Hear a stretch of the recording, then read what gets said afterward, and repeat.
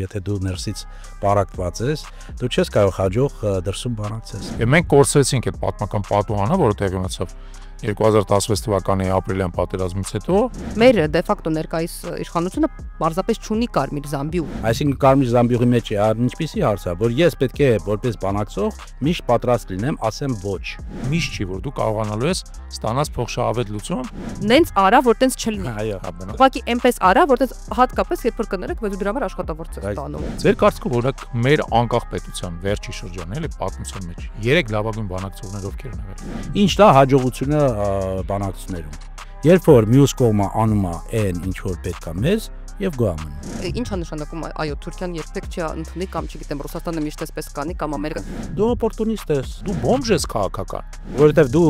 ոչ թե բանակցում ես ազգային շահերի դիրքերից, դու բանակցում ես քո անձնական շահերի։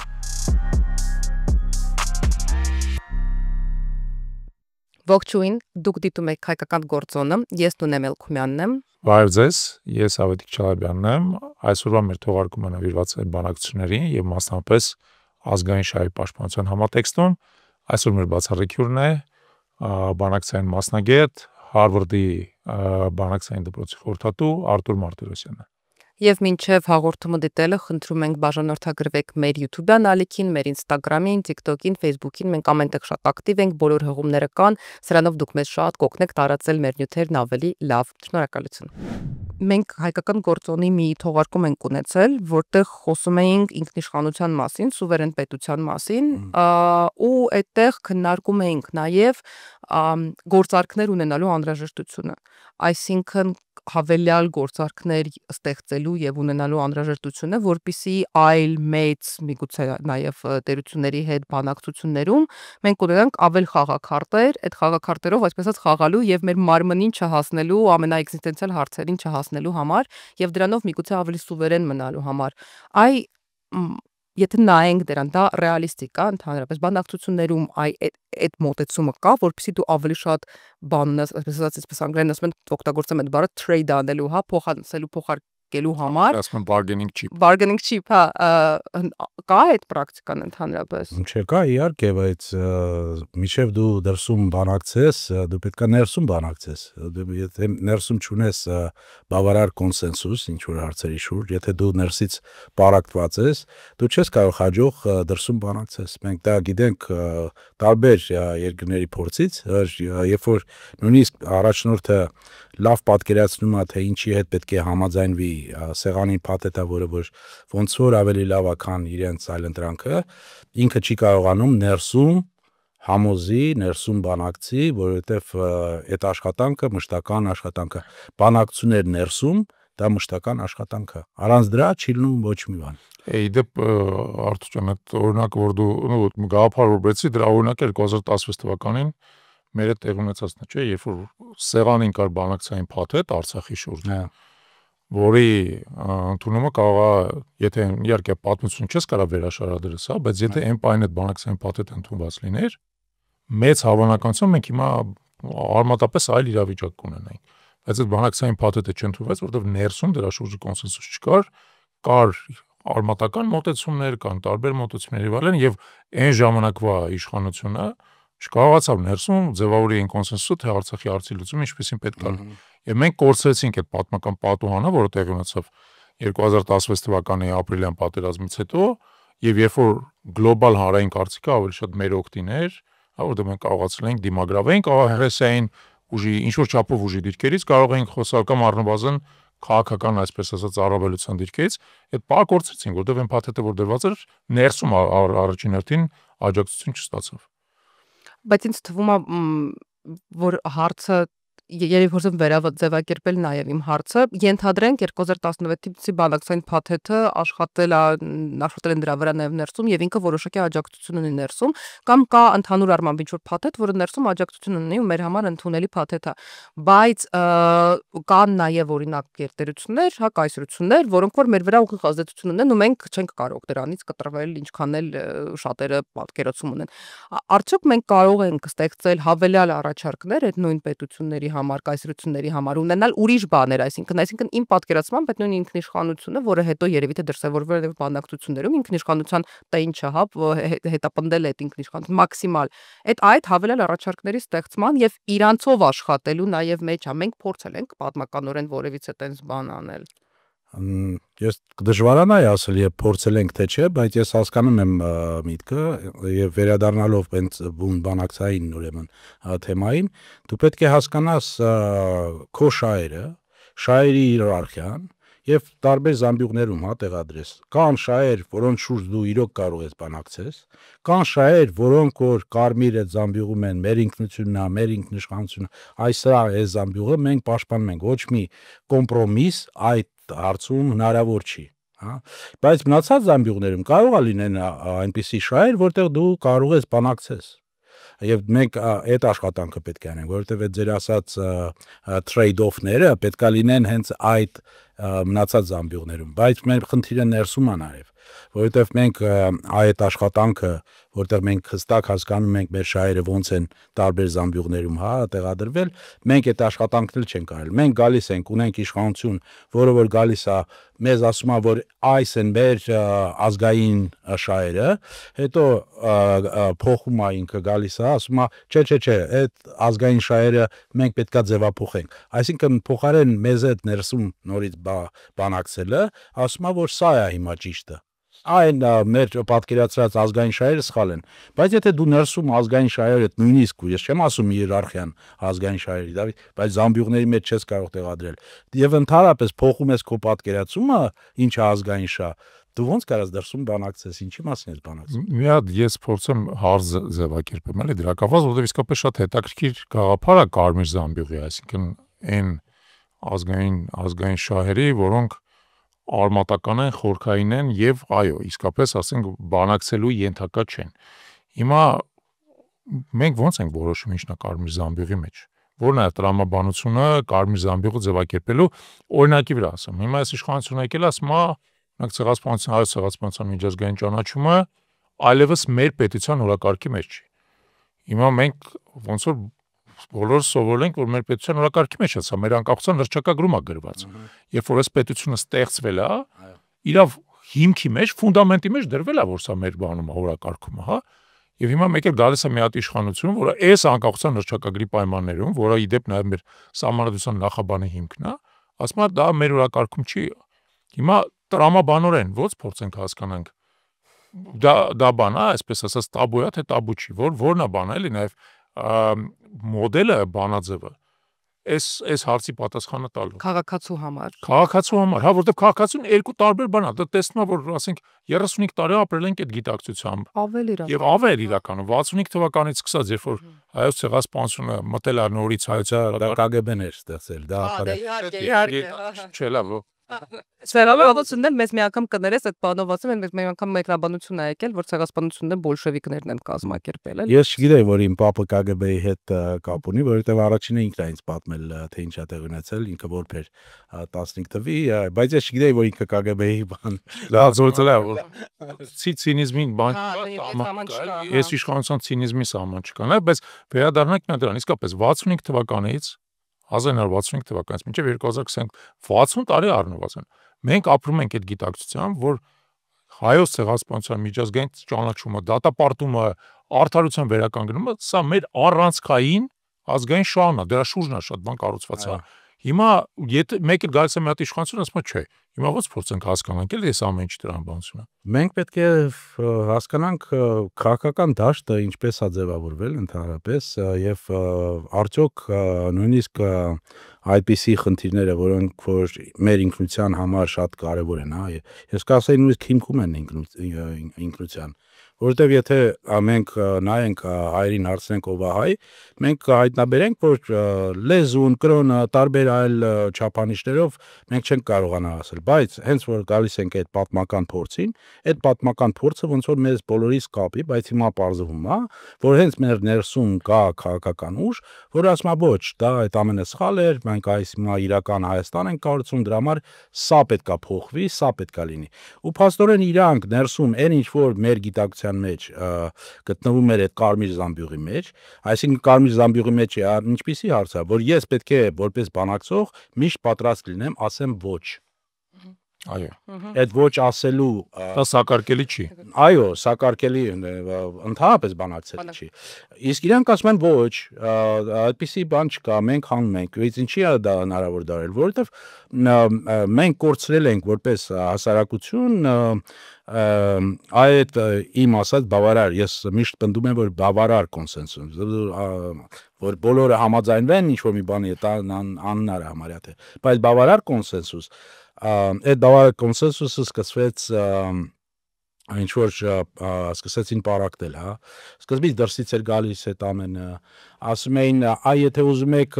տարածաշրջանում լավ ապրեք, ուրեմն պետքա Թուրքիայի հետ գաք ինչ որ հաշտության, այսինքն դրսից մեզ ասում են, որ պետք է բանակցեք այս հարցերի շուրջ, եւ դա կախված էր իհարկե թե առաջնորդների կամքից, այսինքն իրենց անձնական շահերի, քաղաքական շահերի համորակարգի հետևից ընկած, ասում են այո, լավ, այսինքն ոչ թե ոչ են ասում հրան, այլ ասում են այո, մենք պատրաստ ենք այս հարցի շուրջ բանակցել։ Եթե դու դա անում ես, դրանից հետո արդեն սկսվում է պարակտումը, ներսում պարակտումը։ Տարբեր մարդիկ կոնսենսուսը արդեն չի աշխատում, այդ բավարար, տարբեր մարդիկ տարբեր կարծիքներ են ասում։ Հա դե ճիշտ է ասում էլի Նիկոլոս կամ ես ուղղակի իմ ձայնով է, բայց դե ճիշտ է ասում էլի ինչքան կարելի է ասենց,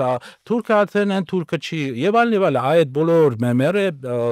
բերել են մի տարում դա չի եղել։ Դա փաստորեն 30 տարի մենք ասում ենք մենք ունեցել ենք, բայց դրա հետ զուգահեռ եղել է աշխատանք, որ այդ ամենը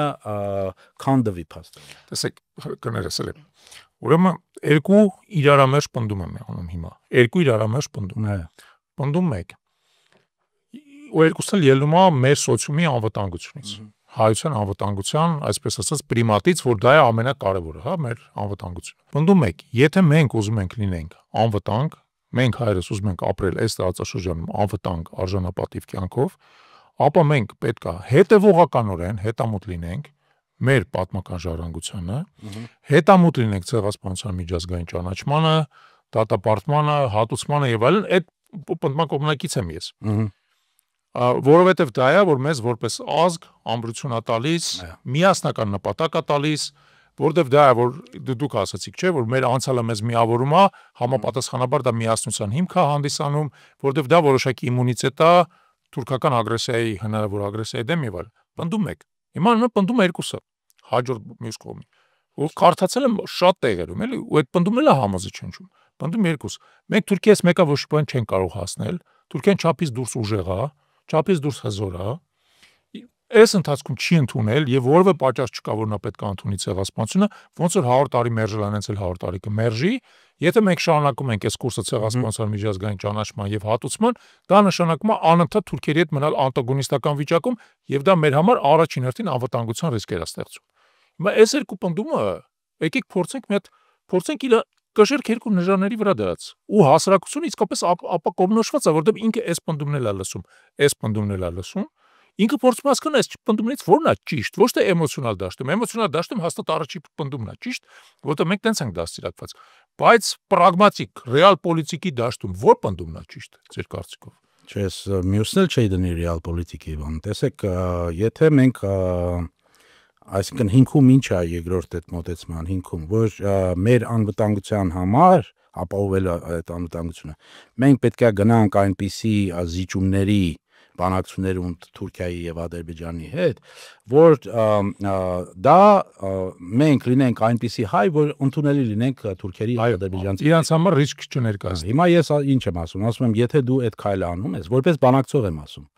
դու պետք է դնես միշտ քեզ մյուս կողմի տեղը, հասկանաս իրանց մշակույթը, նաեւ բանակցային մշակույթը, եւ իրանց բանակցային մշակույթից մի փոքր հասկանալով եւ փորձ ունենալիս, ես ասում եմ, որ իրանք այդ տեսնելով, իրանք չեն կաղնելու։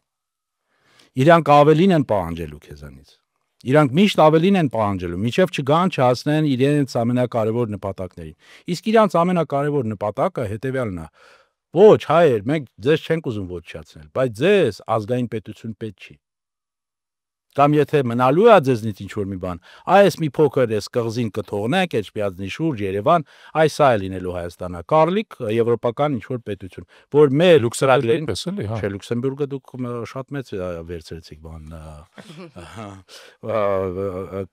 մնալու է այսպիսի բան, որովհետև այլապես դուք խանգարելու եք մեր ծրագրերին, եւ մենք ձեզ լավ ենք նայելու, լավ եք ապրելու դուք հայեր, բայց ձեզ պետություն պետք չի։ Ուշտ եք ապրելու։ Հա, իսկ ես ասում եմ, եթե մենք չունենանք ազգային պետություն, մենք կորցնենք մեր ինքնությունը, դա միանշանակ է։ Մենք չենք կարողանալու պահել ինքնությունը առանց ազգային պետության։ Հիմա դրա համար վերադառնալով երկրորդ արգումենտին, ես ասում եմ, երբ որ ասում եք անվտանգություն, դուք ի՞նչ նկատի ունեք, որ անվտանգություն է մեզ պետք։ Ֆիզիկական մեզ որպես որ պատերազմ են սկսելու, ինչ է լինելու։ Այդ ինձ թվում է հիմնական ֆունդամենտալ տարբերությունն է իրականում այդ երկու բաների, ոնց ենք մենք հասկանում ենք անվտանգությունը, որովհետև առաջին այդ օպցիայի կողմնակիցները, որոնք մենք երեքսել էստեղ ենք, նաև ինքնության անվտանգություն ենք ուզում ապահովել։ Իմ հայ լինելու, իմ հայրենիքում ապրելու, ընդ որում ես մա պետության հետ չեմ կապում, հայրենիքի նկատմամբ Իրան հայրենիք անվանելու եւ որոշակի ինչ որ ցանկություններ ունենալու իրավունքն է, հայ մնալու իրավունքը, ձևի հայ, այո, այսինքն ես ուզում եմ մնալ այնպիսի հայ, ինչպես ես դա պատկերացնում եմ, եւ այդ իրավունքն է եւ դրա պաշտպանությունը չի ապահովում այդ երկրորդ տարբերակը։ Էլ չեմ ասում, որ ինձ թվում է, որ Թուրքիան ու Ադրբեջանը, որքանով որ ես ոչ մասնակիցս կարող եմ այստեղ դատել, ինձ թվում է իրանք այդ հարձակողական ռեալիզմի լավագույն դրսևորումն են ընդհանրապես աշխարհում։ Դու ինքը միշտ ուզելու ավել, որովհետեւ դերեն ձեռքա տալիս, իրա ձեռք չի տալիս, իրականում ոչ մեկին ձեռք չի տալիս բայց իրանց եւս չէ, եթե դու ասում ես, որ քո գոյությունը, քո հաջողությունները, քո զարգացումը ամեն ինչ կապված է իրանց քմաճույքից, եթե դու ասում ես, որ քեզ շատ կարևոր է, որ դու ինչ-որ մի բան իրանցից ստանաս, իրանք միշտ կինը բարձրացնելու են։ Իրանք միշտ պահանջելու են, որ դու գնաս նոր զիջումների։ Ու դա շատ բնական է։ Ես ասում եմ, որ եթե սա դժվար բան է, բայց բանակցողները միշտ անում են, դու պետքա դնես քեզ մյուս կողմի տեղը։ Դու միջև վերջ չես կարողանա լինես Ալիև կամ Էրդողան, բայց դու կարաս նայես տեսնես իրանք ինչպես են ներսում բանակցում, դրսում բանակցում, իրանց ոճը բանակցային։ Խոսքի նույն Թրամփի ոճը բանակցային։ Ես միջև առաջի ընտրությունները մեզ մոտ Հարվարդում առաջարկել էր, որ խումբ ստեղծվի, որը ուսումնասիրի Թրամփի բանակցային ոճը։ Այն ժամանակ ասին, դե ում է եթե դարքում եւ այլն։ Հիմա լուրջ զբաղվում են, ասում են, բայց այն ժամանակվանից պարզ էր, չէ՞, մարդը ինչպես է ամբողջ կյանքում բանակցել, ոնց է տրամադրված եւ այլն։ Իսկ ինչ վերաբերում է Թուրքիան երբեք չի ճանաչի, դա էլ է առասպել, որովհետեւ մենք չգիտենք Թուրքիան ինչպես է ձևափոխվելու։ Ես չեմ ասում, որ պետք է մենք նստենք, սպասենք, մինչև ինքը փոխվի, բայց երբ որ մենք ինքներս ասում ենք, որ դա մեզ համար արդեն կարևոր չի, Թուրքիան ոչ մի բան չի, որ ինքը ճանաչի։ Ավելին, այլ երկրներ էլ ասում, բայց այդ ինչ վրիպում արեցինք, որ մենք ճանաչեցինք։ Իրանց հայերին պետք չի, դա մենք գերմանացիք ինչի ճանաչեցինք, կամ մենք ռուսներս ինչի ճանաչեցինք։ Ես իդեպ մի բան ասեմ դրա հետ կապված, Եվրոպայում բազմաթիվ գործիչներ կան հայանպաստա, որոնք այս ամբողջ ընթացքում աջակցել են ցեղասպանության միջազգային ճանաչման գործընթացին։ Հիմա այդ մարդկանց որոշ կոնկրետ մարդկանց մասին եմ ասում, անունները չեմ նշել, բայց մարդիկ դեպրեսիայի մեջ են։ Իրանք ասում են, ո՞նց կարող ենք մենք աջակցել հայերին, եթե իրանք սկսում են հրաժարվել իրանց արմատական խորքային ամենաառանցքային ազգային շահից։ Բայց էլ ինչին հավատաս այդ դեպքում։ Էլ ինչից ինչ հողի վրա են իրանք ուզում, ասենք ինչ հիմքի վրա են ուզում իրանց պետությունը կառուցել։ Իդեպ այդ սпасելու ու այդ դրա վերաբերել, եթե վերադառնանք էլ ինքնությանը, եթե կա ինչ-որ բան, որը ես կուզենայի, որ մեր ինքնության մեջ ավելանար, դա այդ գործելու պատրաստակամությունն է ու սուբյեկտայնության զգացումը, որովհետև ինձ թվում է, եւ դա երևի թե կայսրական կայսրություններում ապրելուց է գալիս մեր մոտ, այդ էջենսի ասածը, հա, որը որ մեզ շատ պակասում է, որովհետև ինչ է նշանակում, այո, Թուրքիան երբեք չի ընդունի կամ չգիտեմ, Ռուսաստանը միշտ էսպես կանի կամ Ամերիկա նենց արա, որ տենց չլինի։ Ուղղակի այնպես արա, որ տենց հատկապես երբ որ կներեք, բայց դու դրա համար աշխատավորց ես ստանում ուղիղ, հա։ Բայց դա կախված է նաև արդյոք դու ունես բանակցային մշակույթը, ունես բանակցային հմտություններով օժտված առաջնորդներ, իրանք իրոք կարող են բանակցել, թե չէ, որովհետև սրանից մի 15 տարի առաջ մի հատ հարցում անցկացրինք, որովհետև ինձ էլ էր դարքիր, ես ուզում եի հասկանալ, ինչպիսին է մշակույթը բանակցային, եւ պարզվեց ինձ համար, որ ամենադոմինանտը ուժայինն է, այսինքն եթե ես ուժ ունեմ, կարամ պարտադրեմ կանեք, բայց դա բանակցություն էլ չի, չէ՞, այդ կամ է։ Երկրորդը սակարկելն է, այսինքն եթե ես ուժ ունեմ, ինչ որ մի բան ինձ համար փոքեն գոյնեմ, մի բան ինչ որ ստանամ, այդ երկուսն է։ Բայց բանակցությունները այլ լեզուներ կա բանակցային։ Դու պետքա տիրապետես բոլոր լեզուներին։ Դու ճիշտ պետք է հասկանաս վերլուծես խաղը եւ ընտրես այն լեզուն, այն ալգորիթմը, որը թույլ տա քեզ, դու խաղը կառավարես, դու խաղը փոխես, եթե պետք եղավ, որպեսի քո շահերը, առաջերտին քո շահերը պաշտպանես եւ եթե պետք եղավ, նույնիսկ զարգացման պահ ստեղծես քո համար։ Այդ մտածելակերպը մեր առաջնորդների մոտ, քաղաքական գործիչների դեմ ես չեմ ուզում հիմա բոլորի մասին ասեմ կամ ասեմ ընդհանրապես գոյություն չունի, բայց մշակույթում չկա այդպես բան, հասկանում եք, այդ խնդիրը։ Բայց փորձենք բան ելը մի հատ լավի մասին խոսանք էլի։ Մենք արդեն համարը 35 տարի է անկախ պետություն ունենք եւ որպես այդպեսին մեր պետական մարմինները, դա կլինի նախագահ, վարչապետ, արտգից նախարար եւ այլն մասնակցում են բանակցային գործընթացների։ Դուք էլ երևի ամբողջ այս ընթացքում ինչ որ իմաստով տենց մասնագիտական աչքով հետևել եք։ Ձեր կարծիքով օրինակ մեր անկախ պետության վերջի շրջանը էլի պատմության մեջ 3 լավագույն բանակցողներ ովքեր են եղել։ Եթե կարող եք այդ հարցին պատասխանեք։ Դե իմ կարծիքով երեքն էլ ես նախկին նախագահներին նկատի ունեմ, երեքն էլ ունեցել են ինչ որ ուժեղ կողմեր, երեքն էլ երևի ունեցել են Հայաստանում նկատի ունեմ։ Հա, այդ մեր որ գործիչներն են, պարտադիր չինք նախագահ եղածել են։ Կարող է արտաքին գործերի նախարար են եղել, կարող է պաշտպանության նախարար են եղել, վարչապետ են եղել։ Եթե հետևել եք, էլի իրանց այսպես կամ մոտիկից չեմ հետևել, որ անձնական, ասեմ, կարամ գնահատական տամ, ասեմ, որ սա շատ լուրջ բանակցողներ եղել են, որոնք որ շատ լավ բանակցել են բիզնես ոլորտում խոսքի օրինակ,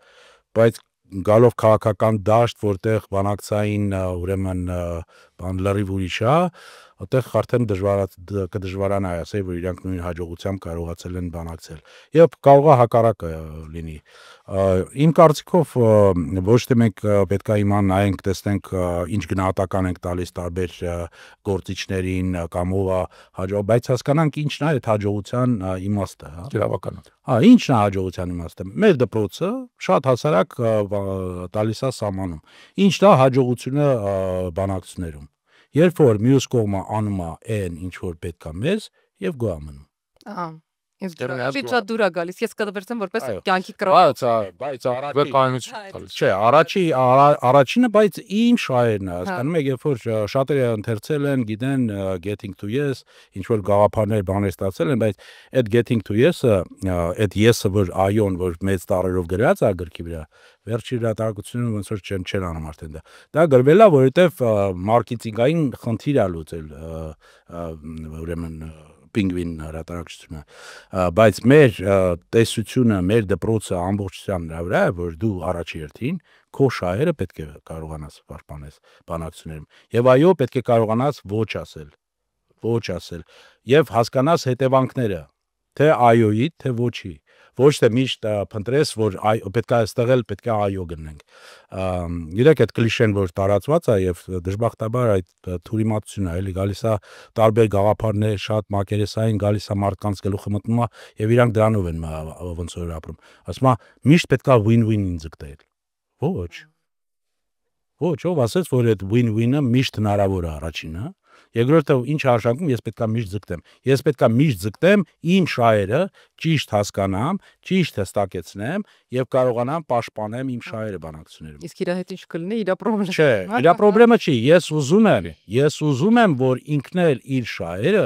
բավարարի ավելի լավ, քան իր այլընտրանքը։ Բայց դա էլ է իմ շահը, որ ինքը տող մնա։ Հա, իհարկե, ես իրան ուզում եմ սեղանի պահեմ, որ ինքը համաձայնվի ինչ որ մի բանի հետ, որովհետեւ տեսնում եմ, եթե հեռանա այս տարբերակներից, ինքը գնում է դեպի ավելի վատ այլընտրանքներ։ բայց դա շատ բարդ աշխատանք է, դա պահանջում է նախ առաջին, որ դու միշտ աշխատես քո այլընտրանքները ուժեղացնելու վրա։ Ես իդեպ ժպտացի, որովհետև հիշում եմ, երբ որ ես բիզնես դպրոցում եմ սովորում, բանակցությունների կուրսում պրոֆեսոր Ռեդ իմ հիմնական բանավեճը դրա շուրջն էր։ Ինքը պնդում էր, որտեղ եք սովորել։ Հյուսեն Կարոլինայի համալսարանի բիզնես դպրոցում։ Ինքը պնդում էր, որ ցանկացած բանակցության նպատակը win-win-ն է, այսինքն փոխշահավետ լուծումը։ Իդեալիստական Ես բացատրում էի անընդհատ, որ հնարավոր չի միշտ win-win ու բազմաթիվ բանակցություններ կան, որոնք այսպես ասած զրոյական արդյունքով խաղի տրամաբանությամբ են, այսինքն դու շահում ես իր կորստի հաշվին։ Եվ ինքը ինձ ասում էր, այ դու չես հասկանում, դու սովետական միությունից ես եկել, դրա համար տենց կարծրացած մտածելակերպ ունես եւ այլն։ Ի վերջո ես հիշում եմ, որ ի տարբերություն մնացած բոլոր առարկաների, որտեղ գերազանց գնահատական է ստանում, այդ առարկան միակ առարկան ա եղել ամբողջ մագիստրատուրայի կուրսում էր, որը ես լավ եմ ստացել, ոչ թե գերազանց։ Որովհետև ուղղակի դասախոսը համարում էր, որ բայց ես փորձում եմ իրան բացատրել, որ միշտ չի, որ դու կարողանալու ես ստանաս փոխշահավետ լուծում, լինելու են դեպքեր, երբ որ դու պետք է իսկապես քո շահը հետապնդես ու դիմացինին ցույց տաս, որ եթե ինքը չի համաձայնում, այո, ավելի վատ տարբերակ կստա։ Բայց ինչի լինելու են դեպքեր, միշտ կան դեպքեր։ Ինձ թվում է այս իդեալիզմը, որը մենք հիմա ցենց ռոպագանդայի տեսքով նաև ես իմ դարդերից այսպես պրոյեկտում ենք, այդ թվում նաև մեր ժողովրդի վրա, որ կան ինչ-որ լավ արժեքներ, լավ երկրներ, լավ նպատակներ, սպիտակ վերարկուներ, որոնցով այդ բոլոր երկրները դեպի այդ լավ արժեքներ են, գնում թևակողում, որ մենք շատ խնդրենք մեզ էլ կընդունեն։ Ինձ թվում է, որ այդ այնքան ու այդ սկսում է պրոյեկտվել այդ թվում նաև այսպես բաների վրա, այդ այնքան վատ եւ տոքսիկ ընդհանրապես մտքեր են ու դա դառնում է փաստորեն նաև ակադեմիական գիտելիքի բազա ինչ որ մարդկանց համար։ Բայց սիրուն փաթեթավորած է, հենց դա։ Դե ինչ որ մեկի համար սիրուն, ինչ որ մեկի համար չէ, ինձ թվում է որ տրամաբանական ռեալ պոլիտիկից սիրուն բան իրականում չկա, որովհետեւ հասկանալի է։ Մինչև 90-ական թվականների վերջը ամենահզոր դպրոցը Միացյալ Նահանգներում rational choice-ներ, այսինքն ռացիոնալ ընտրություն է։ Իմ տարաձայնությունները իմ ուսուցիչ Ռոջեր Ֆիշերի հետ, որը հիմնադիրն էր դպրոցի, այո, հենց նրան մեր ես ասում եի, ոչ, մարդը ռացիոնալ չի միշտ ընտրություն անում, ասում եմ, չգնացեք նոր տարբերակներ ստեղծեք։ Իրանք էլ են ռացիոնալ, մշակույթը նշանակություն չունի, ֆրանսիացիա, թուրքա, չինացիա նշանակություն չունի, ինքը ռացիոնալ է, չէ՞։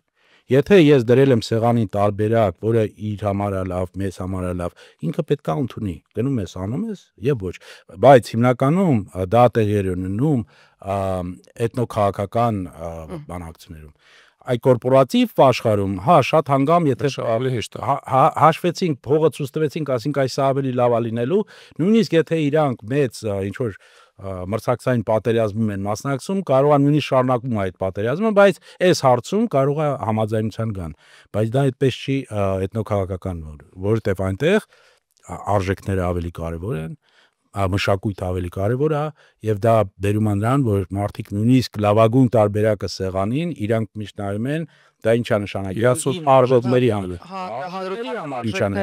նշանակելու։ Եվ ստեղ որ խնդիրը դա, մենք երբ որ ասում ենք, լավ, մենք ուզում ենք այդ win-win-ով բանակցենք Թուրքիայի եւ միշտ ինչ որ տեսնում ես պրոյեկցիայի հետքեր, հա։ Իրանք ինչ են անում, իրանք պրոյեկցիա են անում Գերմանիայի եւ Ֆրանսիայի խոսքերնակ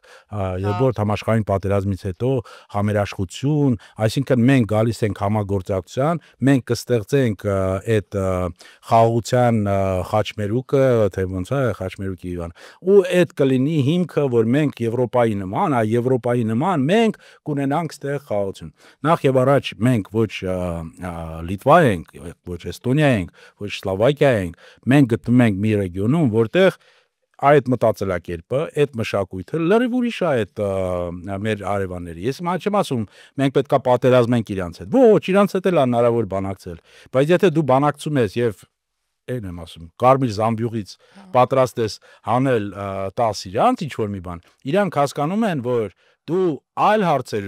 այլ հարցերում, խոսքերնակ ավելի նյութական հարցերում, Էլ ավելի։ Հա, եթե ես ծախել այսպես, ես իդեպ զամբյուղների մասին մի հատ լրացուցիչ հարց, եթե կարելի է, իմ մոտ կա տպավորություն, որ բանակցային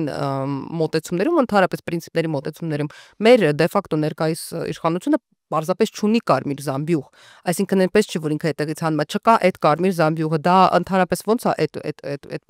մոդուս օպերանդին, էլի բանակցությունների մեջ կարմիր զամբյուղ ոնց է դա ընկալվում, օրինակ մյուս կողմերի ես չեմ պատկերացնում, Որ դու օպորտունիստ ես։ Հա։ Իսկ եթե դու օպորտունիստ ես, միակ ձևը քեզ համոզելու դա մի քիչ ավելի լավ տարբերակ տալու քեզ, որը կապահովի քո քաղաքական ինչ-որ անձնական շահերը կամ դա։ գոյատևումը միգուցե, հա։ Իհարկե, հա։ Իհարկե, որովհետև դու ոչ թե բանակցում ես ազգային շահերի դիրքերից, դու բանակցում ես քո Անձնական շահեր։ Եվ այդ եւ քաղաքական ուժի շահերից։ Իրականում տես, եթե օրինակ դու պնդումներ ես անում, նույնիսկ մինչև բանակցությունների գնալը, ինչի մենք պետք է կռվենք այս սարի համար տարին 8 ամիս ձյունը, ենթադրում, հա? Կամ ասում ես, ինչի այս վերջերս, չէ՞, ասվել, ինչի մենք պետք է շարունակենք պայքարել Արցախի համար, եթե այնտեղ հայ չի ապրում։ Այդպես պնդումներ է, չէ՞։ Ինչի մենք պետք է շարունակենք պայքարել ցեղասպանության միջազգային ճանաչման համար, եթե դա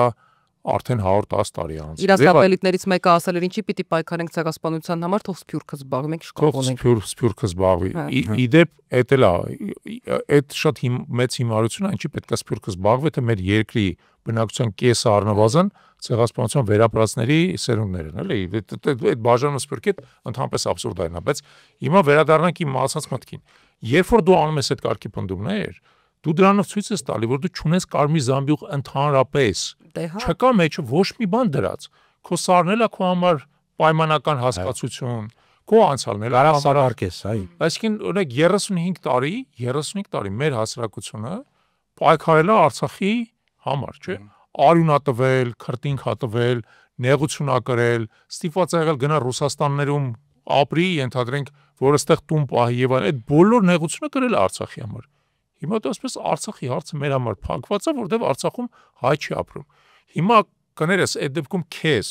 այդ քո այդ բանակցողները ոնց պետք է վերաբերվեն։ Քո այդ բանակցողները նույն Էրդոգանը, նույն Ալիևը, նույն Պուտինը, նույն Փեզեքշյանը, շուրջը ապրողները, դե նույնիսկ վրացիները քեզ արդեն մարդու տեղ չեն դնում, որտեղ ասում են, ախպեր, եթե դու չունես այդ ասած կարմիր զամբյուղի մեջ ոչ մի բան, ուրեմն դու ընդհանրապես բանկրոտ ես, դու բոմժ ես քաղաքական։ Եվ ավելի վատ ասեմ, դու ազգային իմաստով ես բոմժ, որովհետև եթե քո ազգը չունի ինչ-որ մի բան, որ իր համար արժեք է ներկայացնում, ելով ասես, որ դու ազգ ես, դու ուրեմն ազգել չես։ Դու եկել ես այստեղ ում անունից ես ինչ բանակցում ընդհանրապես, քո լեգիտիմության աղբյուրը ո՞րն է։ Այն քո ասած 28743 կիլոմետր տարածք է ուղղակի։ Տարածք, այդ տարածքը պայմանական Որը իր համար է պայմանական, չէ, որը կուզենք կվերցնենք այդ դեպքում, որովհետև այդ տարածքիդ ներսում չկա որևէ արժեք, դու որ արժեքի անից ես խոսում։ Իդեպ ես ասեմ, որ տարածքային ամբողջականության հետ կապված մենք հիմա գտնվում ենք շատ կարևորագույն բեկման կետում պատմության։ Ինչի որտեղ երկրորդ համաշխարհային պատերազմից ի վեր տարածքային ամբողջականությունը սուրբ կով էր, չէր կարելի այդ սուրբ կովին մորթեն։ Մորթում էին իհարկե ինչքան ասես, հա, 1000 ձևի, ասենք, Էրիտրեան փոկեցին Եթովպիայից, Կոսովոն փոկեցին Սերբիայից, բայց դից ամեն ձև փաթեթավորում էին այնտեղ ցեղած, չէ, որտեղ իրեն չայրից է, ասում են էս։ Այդտեղ այս կլները հիմա շատ կոնկրետ։ Եթե ռուս-ուկրաինական բանակցությունները բերեն ինչ-որ արդյունքի, շատ կոնկրետ Ուկրաինայի տարածքային ամբողջականությունը խախտվել է դրա արդյունքում։ Ինձ թվում արդեն խախտվել է, բոլորը հասկանում են, Ղրիմը արդեն թղթի վրա հələ չի ֆիքսվել, բայց կֆիքսվի։ Առաջի անգամ կֆիքսվի։ Օրինակ Սերբիան չի ճանաչել Կոսովոյի անկախությունը, հասկանում ես, բայց հիմա կֆիքսվի մի բան, որը սուրբ կով էր, նշանակված սուրբ կովը կմեռնի դրանից հետո։ Դրանից հետո երբ որ դու գալիս ասում ես, ես գիտեք, ես խորհրդային 28743 կիլոմետր եմ ունեցել, դրա համար այդ իմն է, նայել են վրա ծիծաղան, ասեն, ով ասեց որ քոնն է։ Ինչի է քոնը որ խորհրդային սահմանները պայմանական են, տես հենա Ռուսաստան-Ուկրաինայից վերցեց հիմնավորելով էս ու էս։ Այսինքն եթե դու չունես ներսում իրական բովանդակություն, որը քո սոցիումը ազգ է սարքում, հա, ի վերջո ազգի սահմանում կա, չէ՞, դու ոչ մի բան չես կարող բանակցես, ոչ մի բան, որովհետև ամեն ինչ պայմանական է դառնում։ Իդեպ այդ ներսում վաճառելու, ներսում բանակցելու վերաբերյալ ես կարծում եմ, որ իրանք մեր ներկայիս իշխանությունը համենայնպես չեմ կարող ասեմ, որոնք վատ են վաճառում են մտքերը, որոնք վաճառում են։ Համենայն դեպս այդ ինչ որ դեստրուկցիան իրանք կարողացել են մտցնել բոլոր խավերի մեջ երևի թե որ մենք սխալ ենք ապրել եւ մեզ պետքա վերաարժևորել ինչ որ բաներ անում են Դա իհարկե անում են ես չեմ կարող ասել որ իրանք ամբողջությամբ անհաջող է այդ աշխատանքը որովհետեւ այո իհարկե բայց հիմնականում երբ որ դու նայում ես այդ հանրային այդ կարծիքները ոնց են ձևավորվում ինչն է ազդում հիմքում դրված է այդ վախը որ եթե չանենք կլինի պատերազմ եթե չանենք մեր անվտանգությունը նորից ուրեմն խնդիր է լինելու մեզ համար ուրեմն պետք է անենք Ես էլ պետք է անենք, սահմանադրություններ պետք է փոխենք։ Էլ ինչ ասի Թուրքիան, Ադրբեջանը, պետք է անենք, որ այս տարածքում մեզ վերջապես հանգիստ թողնեն, որ մենք ապրենք։ Եվ իհարկե բարձր որ զգալի մասը բնակչության, եթե դու տեսնում ես ծանր պարտությունից հետո տեսնում ես, որ այդ պարտությունը ոչ դասեր են քաղվում այդտեղից, ոչ մի բան չի արվում, դու ընդհանրապես ոչ թե պետության ամենակարևոր ֆունկցիան այդ անվտանգությունը ապահովելն է, պետությունը ասում է, որ այդ անվտանգությունը ապահովելու համար մեզ պետքա որ դու փոխվես։ Իսկ եթե մարդը պատրաստ չի իր ինքնությունը փոխի այդ ձև, ինքը ասում է, ինչ եմ մնում այստեղ։ Իհարկե։ Ինչի մնամ, տվեք ինձ 3 պատճառ, ինչու ես պետք է մնամ այստեղ, եթե իմ ինքնությունը կարևոր չի, դուք պատրաստ եք գնալ սակարկել եւ այլն։ Ինչու պետք է մնամ այստեղ։ Անվտանգությունը չեք ապահովում։ Այո, ինչն է, ազգային պետության իմաստը, ազգային պետությունները, եվրոպական այդ շարժը դեպի ազգային պետություններ եղել է մի նպատակով, որ այդ ինքնությունները ավելի պաշտպանված իրենց գան։ Եթե դու ասում ես ես չեմ անելու դա, Էլ ինչ ես անելու դու բա։ Չէ, ինչի ես պիտի ստեղ ապրեմ այդ դեպքում, էլ ինչի ու այդ մենք խոսել ենք այդ դատարկվող Պրիբալտյան երկրպրբալտիկայի մասին, որովհետև եթե ես պիտի չտարբերվեմ ոչ մի բանով այդ նույն պայմանական, ու ես հայ ես չպիտի չտարբերվեմ, չգիտեմ, գերման, ես կգնամ տնտեսապես ավելի լավ կապրեմ այդտեղ, ու դա այդ choice-ի բարդությունը խոսքի օրինակ Պրիբալտյան երկրների եւ Լեհաստանի միջև, հա։ Լեհաստանից այդ հոսքը դեպի արևմուտք հենց որ դառան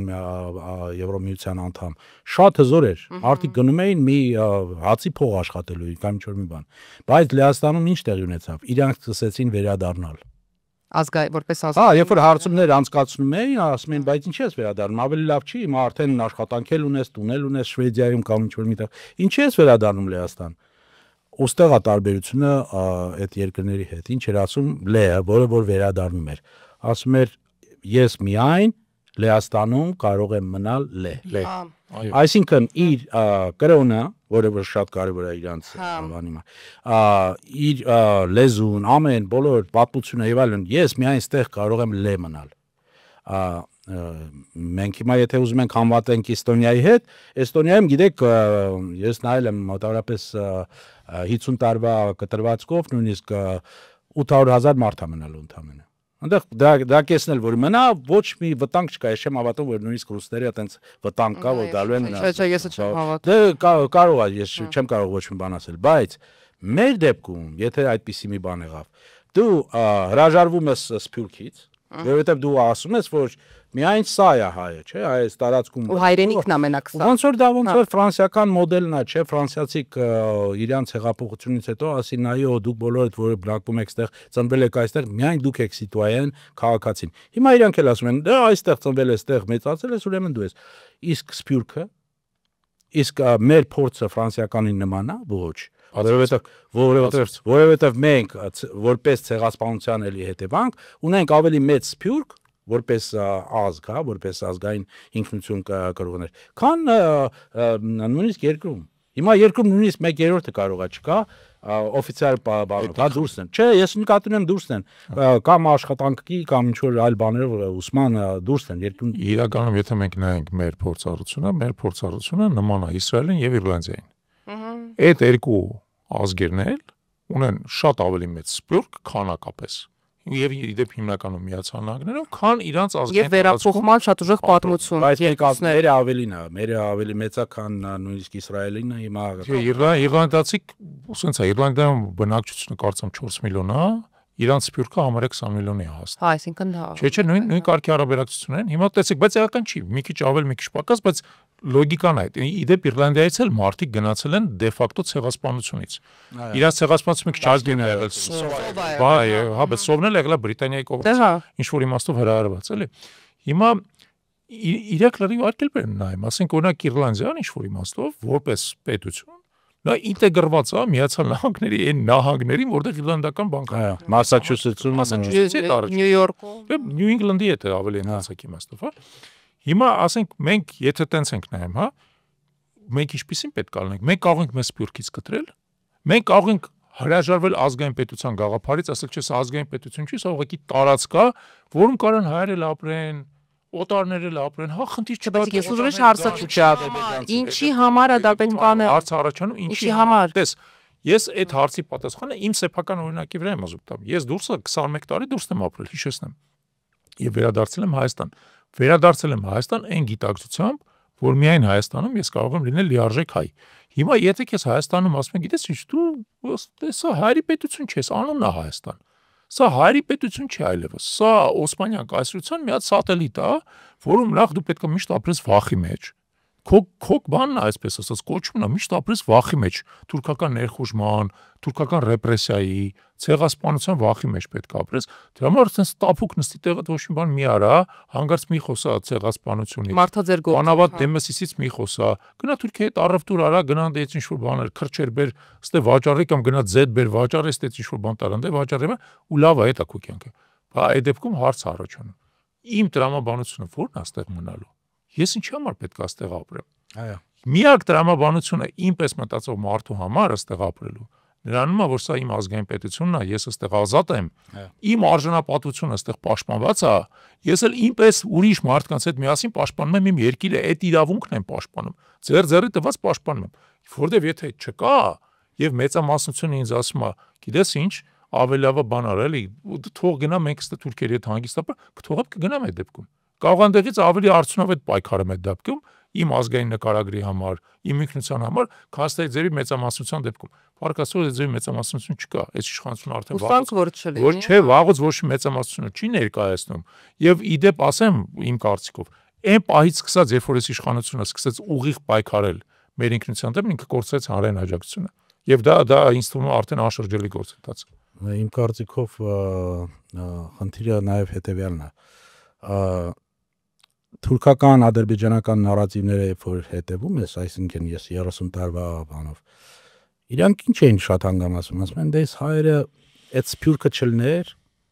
լավ կլներ էլ ես փոքր 2 միլիոն, 3 միլիոն բնակչությունա իրանց հետ լեզու կգտնեն, նշանակում էր գրաժարվեն այդ ցեղասպանությունից Արցախից գրաժարվեն ու այդ դեպքում մենք իրանց կարողանանք ինչ որ ձև լեզու գտնել իրանց հետ։ Իրանց համար միշտ սփյուռքը եղել է խնդիր։ Հիմա գալիս է մի ուժ քաղաքական ստեղ, որը նաև ասում է, որ դες սփյուռքը թող իր հարցերով զբաղվի, չնայած ստեղծել էին սկզբից հիշում եք ինչեր էին ասում։ Հա, սփյուռքի բանը հա ստեղծել տուրներ ու արդում են նրանք։ Կոմիսարը ուր է այն, կոմիսարը ինչ է։ Շարակվա տուրներ։ Հա, բայց ինչ հարցեր է լուծում, ինչ անում, որովհետև ամենակարևոր խնդիրը լուծված չի։ Տեսեք, իռլանդացիների մասին ենք ասում, իռլանդացիների սփյուռքը ավելի ֆլուիդ է, այսինքն իրանք գալիս են, ես տեսնում եմ Մասաչուսեթսում եմ ապրում, Բոստոնում այդ քաղաքի մասը փաստորեն իռլանդական է։ Իրանք մշտական չեն, որ գալիս են, իրանք գնում են, իրանք վերադառնում են, բոլորը նույնիսկ ամբողջ կյանքը Ամերիկայում ապրած իռլանդացին երազանք ունի, որ պետքա վերադառնա ապրի Իռլանդիայում։ Մեզ մոտ ինչ է տեղի ունենում հիմա։ Մեզ մոտ այդ սփյուռքի հայությունը փաստորեն պարակտված, չենք հասկանում ինչ է տեղի ունենում, ուր է տանում այս պետությունը։ Ասենք դուք պետք է պահեք այս բանը։ Դուք գնացեք, բանակցեք, որպես ինչ։ Միացյալ Նահանգները արդեն ճանաչել է, Ռուսաստանը արդեն ճանաչել է, եւ հետո էլ ինչ պետք է պահանջեն իրանք, որ ինչ պետք է լինի, հա։ Այսինքն դու ստեղ ասում ես, որ ես փոխել եմ այդ ամենը պարադիգմատիկ այդ ինքնության փոփոխություն եմ իմ անցկացնելու, որպեսզի բավարարես, ել եմ ասում, թուրքական եւ ադրբեջանական պահանջները բանակցային սեղանին։ Նրանք ասում են, այդ ձեր սփյուռքը խանգարում է ձեզ։ Ու փաստորեն իրանք անում են այն, ինչ որ պահանջում է ադրբեջանական եւ թուրքական կողմը։ Ես որպես բանակցող եմ ասում, ես նայում եմ, չէ, դուք ինչպես մի բան հայտարարում եք, երբ որ 18 թվին եք, նույնիսկ նույն բանը կրկնում եք 20 թվի պատերազմից հետո, բայց հետո կտրուկ փոփոխություն տեղի ունեցավ ձեր նարատիվների մեջ, ձեր պատկերացումների մեջ։ Այդ ինչ ձև եղավ։ Ոնց եղավ։ Ես չեմ ուզում հիմա դիվադրության ինչ-որ բաների մեջ մտնեմ, ասեմ, որ իրանց սկզբից էլ բերել էին հենց այդ ծրագրով եւ այլն։ Ես ուզում եմ ասել, որ շատ հավանական է, որ իրանք լսելով թուրքական եւ ադրբեջանական կողմի նարատիվները ընդունել են։ Նրանք իրանց համոզել են, որ դա է ճիշտ, որ այսենց որ փոքր մնաք, այդ քարտեզով որ գնում ասեն ցուսատալիս, այդենց որ մնաք, ձեզ լավ է լինելու, բայց լավ չի լինելու։ Որովհետև այդ ձեր ասածը ով կուզենա մնալ այստեղ այդ դեպքում շատ կարևոր խնդիր է լինելու եւ ընդհանրապես դու չես կարողանալու ազգային պետություն ես նորից եմ ասում որ այդ նախագիծը միջև վերջ հասցրած չի մենք չունենք ազգային պետություն իր ամբողջ բանով պատկերացմամբ ինչու որովհետև ասում ենք հանրապետություն ենք խոսք գրանք բայց մենք այսօր հանրապետություն ենք Հանրապետության համար պետքա որ իշխանության ճյուղերը առանձին լինեն մանավանդ դատական համակարգ։ Մենք ունենք դա, չէ, չունենք։ Բայց եթե չունենք, ինչի մասին ենք մենք խոսում։ Ինչի մասին ենք խոսում։ Այդ դա է որ պետքա եթե մենք ունենք ազգային ուժ եւ կամք եւ իրոք ուզում ենք ունենալ պետություն, ազգային պետություն, առանց որի չի լինում նաեւ ինքնությունը։ Ուրեմն պետքա ամեն ինչ արվի, որպեսզի այդ շարժը դեպի պարադիգմատիկ փոփոխություն ոչ միայն կանխվի, այլ դրանից հետո պետք է բանակցվի, թե սփյուռքի հետ, թե բոլորի հետ, դա դժվար է, դա իռլանդական սփյուռք չի, հա, մենք տարբեր երկրներ ունենք սփյուռքը, դժվար է, բայց անհնարին չի։ Իսկ ներսում պիտի բանակ։ Իսկ մարդիկ երբ կա այդ կանեն, երբ որ իրանք տեսնեն, որ ստեղ համակարգը, որը թույլ է տալիս իրանք, որ իրանք մասնակցեն Ինչ ձևով մասնակցեն։ Ես հիմա չեմ ասում, ես չեմ ասում, որ հայը, որը որ դրսում է ապրում, պետք է ասի, խոսքերնակ ասելիք ունենա պատերազմ խաղաղության հարցերում։ Չէ, դու դրսում ես ապրում։ Բայց կան չէ հարցեր, որտեղ մենք կարող ենք իրանք ձայն տալ, կամ նույնիսկ խորհրդական ինչ-որ ձևով իրանք ձևավորվեն։ Բայց եթե իրանք չեն մասնակցում, դու չես կարող իրանց ընդգրկես այդ պետական աշինության մեջ, իրանք միևնույնն է մնում են ինչ-որ հերավոր գոյատևեք այլ դրսում։ Իսկ ձեր բերած օրինակ Իսրայելը հետարքիր է այդ բանը, որովհետև իրանք եկել են հասել են մի պահ, երբ որ ասում են Ալիան էլ մեզ պետք չի։ Ալիան, այսինքն վերադարձը։ Ինչու՞, որովհետև մենք արդեն ունենք հզոր Էրեց Իսրայել։ Հիմա դուք կարող եք ձեր ինքնությունը պահել որ երկրում ուզում ա լինել։ Որովհետև այս հիմքում Բայց անում են, չէ, Ալիաներ, որ անում են։ Ես ուղղակի ասում եմ գաղափարական, ասում են սիոնիզմը հասել է իր նպատակին, պետությունը կա, պետությունը հզոր է, պետությունը կարա իր ամենակարևոր խնդիրները լուծի, անվտանգությունը եւ այլն։ Հիմա դու կարաս մնաս Ֆրանսիայում, Բրիտանիայում, Միացյալ Նահանգներում, որտեղ կա Արգենտինայում, դու մնաս այնտեղ, համայնքը պահեք, այդտեղ դուք ավելի կարևոր եք մեզ համար լինելու, քան վերադառնալով։ Շատ ֆունդամենտալ շիֆտ է, որովհետև Իսրայելի ստեղծման, այսպես ասած, տեսլական մոդելը հենց նրա վրա էր, չէ, որ նրա համար է, որ միայն այստեղ հрьяաները կարող են պաշտպանվել։ Հաշվի հետևյալ է, որ այդ Չէ, ուղղակի, հա 5 միլիոնից հрьяաների բնակչությունը Իսրայելում հասել է 7.5 միլիոնի։ 15 հատ աճել է, դրա համար իրան կարող են ասել, որ բալանսը այն ձևով է փոխվել, եւ մենք ստեղ արդեն ունենք քրիտիկական զանգված հրյա, ասենք որ սիոնիստ հիմնականում հրյա բնակչության, որը մեզ հնարավորություն է տալիս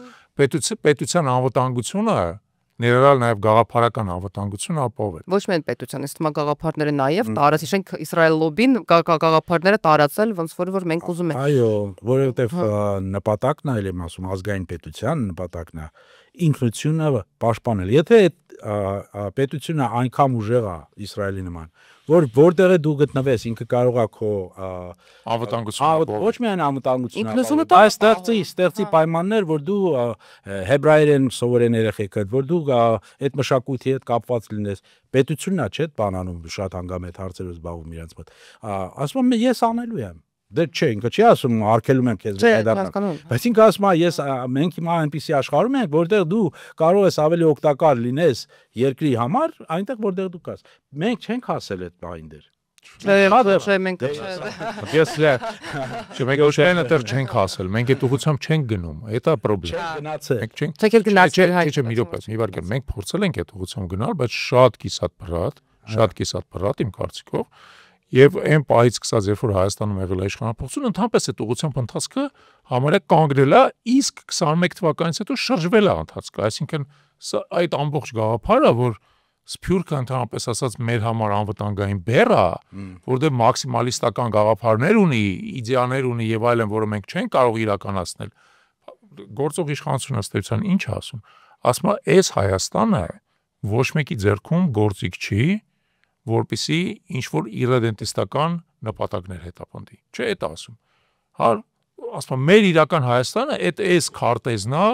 Իրանում ապրող ժողովուրդ, Իրան ներսում ապրող ժողովրդի երջանկությունն է եւ այլն եւ այլն։ Հիմա այստեղ կա մի հատ մեծ սուտ։